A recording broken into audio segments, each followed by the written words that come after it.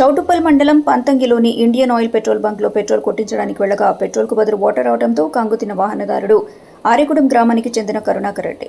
యాదాద్రి భువనగిరి జిల్లా చౌటుప్పల్ మండలం పంతంగి గ్రామంలోని ఇండియన్ ఆయిల్ పెట్రోల్ బంకులో పెట్రోల్కు బదులు వాటర్ రావడంతో కంగుతిన్న వాహనదారులు.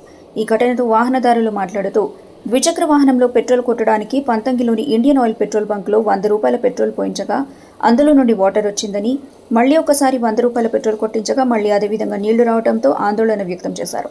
బంక్ యాజమాన్యంపై కఠిన చర్యలు తీసుకోవాలని, వాహనదారులను మోసం చేస్తున్న బంకుపై అధికారులు చర్యలు తీసుకోవాలని వాహనదారులు కోరుతున్నారు.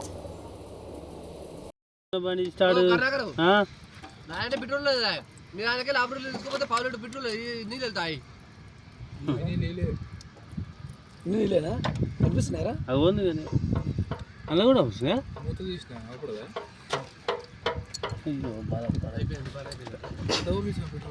100 రూపాయలు చూపించింది ఇప్పుడే.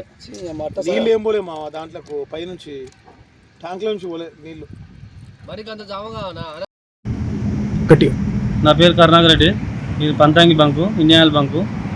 100 రూపాయలు పెట్రోల్ కొట్టించిన దాకా మొత్తం నీ వాటరే వచ్చినాయి. మళ్ళీ ఇల్లా కొడిసి ఇది వాటరే ఉంది.